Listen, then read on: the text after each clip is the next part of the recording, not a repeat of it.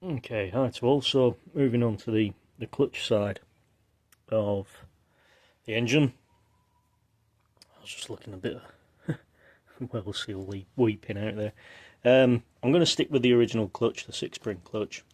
A lot of owners, obviously, as I'm sure you all know, use a Triumph 4-spring clutch, I believe it is. This is a 6-spring, I think I said 6.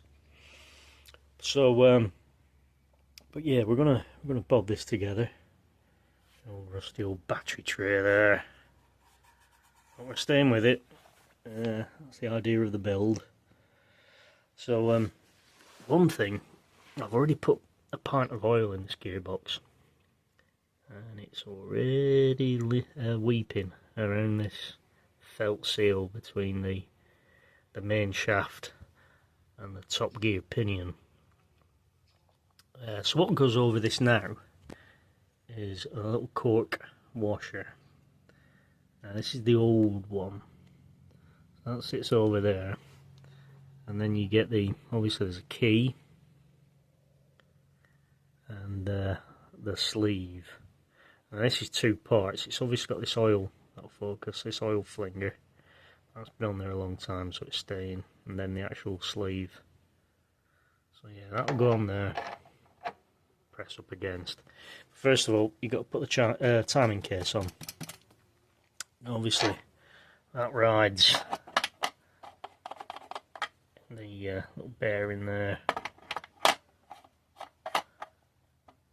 That's how that works. So we'll get the timing case on.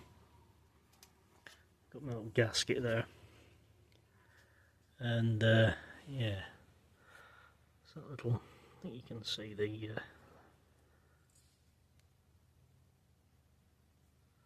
felt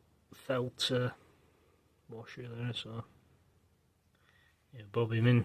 Obviously the new sprocket, all clamped down. Oil tanks in, battery retainer, little breather pipe there. And I tell you what, I don't know if this is the right setup or somebody's modified this. It's got this little clamp there, and you cannot get at that nut for love nor money. There we go, that's better. Right, pain in the what's it, that is. Yep. Anyway, I'll get this on, and we'll cut back in. Okay, so continuing with the clutch. I forgot to put the footrest peg in first, which really needs to be done. You just leave slots into the engine plates, gearbox plates. If that'll focus, probably won't. Too dark. Yeah, there's a little peg in there, so that's in. We've got these bolts on. These do have holes for lock wire, but I'll just put a bit of low strength Loctite on, which should be fine. Got the back plate on for the clutch, the sleeve with its little woodruff key, and these very primitive bearings. I must admit, the whole clutch is very basic thing. These little cork inserts. Who knows how long they've been in there. And it's only 3 plates on the clutch. Well, 3 friction, 3 planes. But yep, we're going to stick with it. Okay, so we'll get the clutch basket on and we'll start putting this all together. It is already starting to leak out of the felt seal, out of the main shaft and the top gear pinion. I might have just overfilled it a little bit, I think. But anyway, we'll get all this back together and I'll cut back in. Okay, so that's the clutch basket on, and the retaining nuts and the retaining safety washer there, lock washer, sorry. Yeah, this is I know you're all probably screaming, man, you've spent all that money and all that time and you're putting old clutch plates back in, and you are right. I should look at them. I'm gonna have to go and buy some. I might just put these in just so we can get it running up and down the road a few times and then replace them.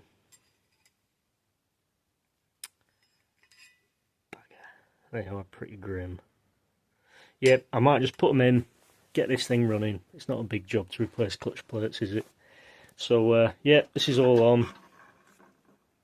Rubbing a little bit there, but yeah, let's continue. Okay, so that's the clutch plates in, the springs on. There's again a lock nut to go on here. One thing I thought I'd just mention is the alignment of the clutch wheel and the engine sprocket, if you will, and just with a simple straight edge. This is slightly out, if that'll focus. There we go. Now you can get shims to line it up a bit better, which I will do. So on this setup, let me just take these off. There's the spacer here. Now you could get different size ones of these. Now this is the, I can't remember what the size is, it 0.320 inch. That's they went smaller. I don't think they went bigger. So that's the bigger size. I did make a mistake and got a shorter one. But I think there's another shim you can buy that goes behind here, I believe. Oh, hang on, I'm getting that wrong, aren't I? Sorry, behind there. I think. So I'll have to invest in one of them just to bring it out a little bit. It's only a little bit, but it'll just you get wear obviously on your chain and your sprocket. So, but again, I'm not stopping now. We got to get this going.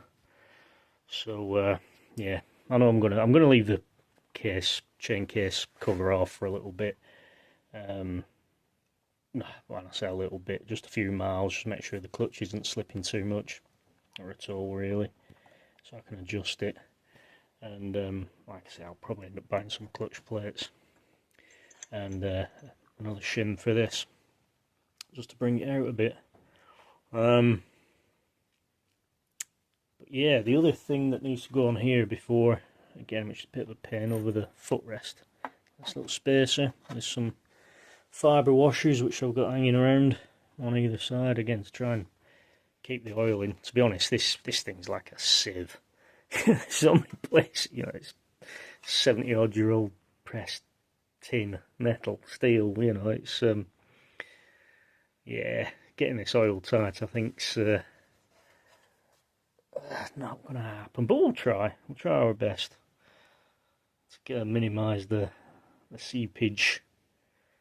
So yeah, get the chain on, get the shock absorber on, my fancy SRM locking nut, and yeah, we're moving along now, guys. Seat on, got the wiring back on, the regulator. Yeah, keep moving on. Yes, it's all back off again, and I wish I could have heard you guys screaming when I was putting all this chain case together.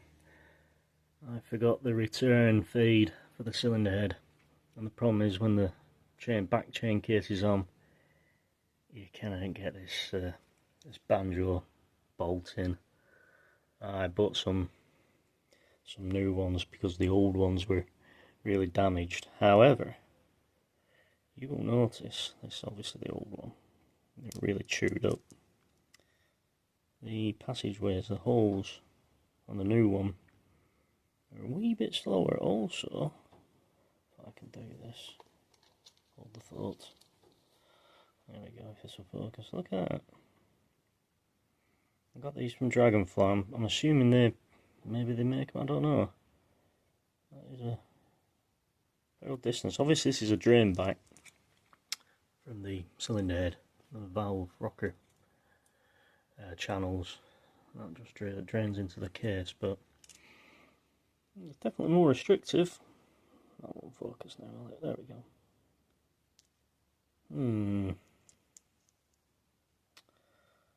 I can't use them.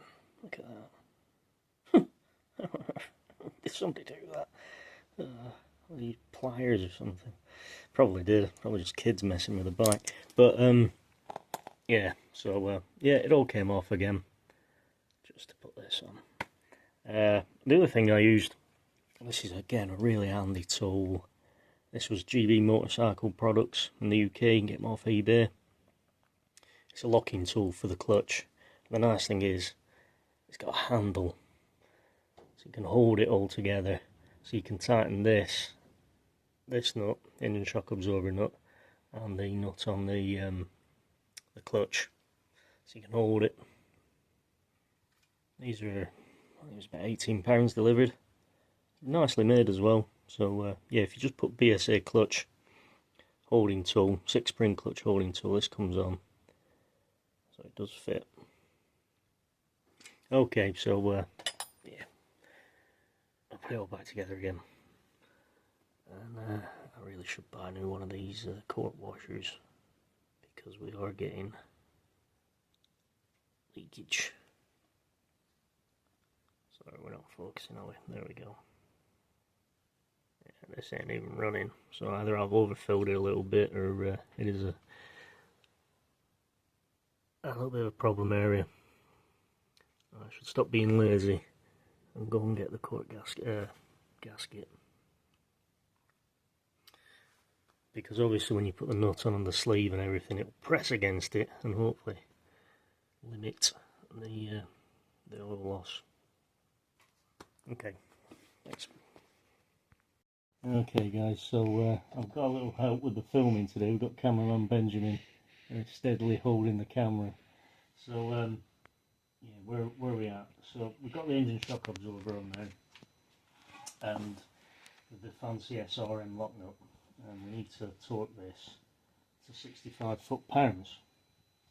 And I was hoping that my clutch locking tool would have been enough, so I could have, you know, held on to this and torqued it on. But obviously, 65 foot-pounds, that starts spinning the shock absorber cams, so the engine starts moving.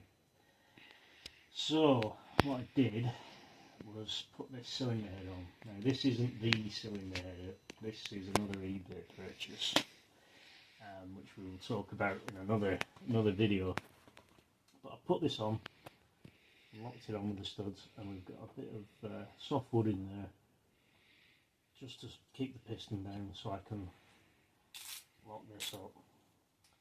So yeah, £65 on the dial, and hopefully if somebody's filming me, they should. Yep, there we go, click, done.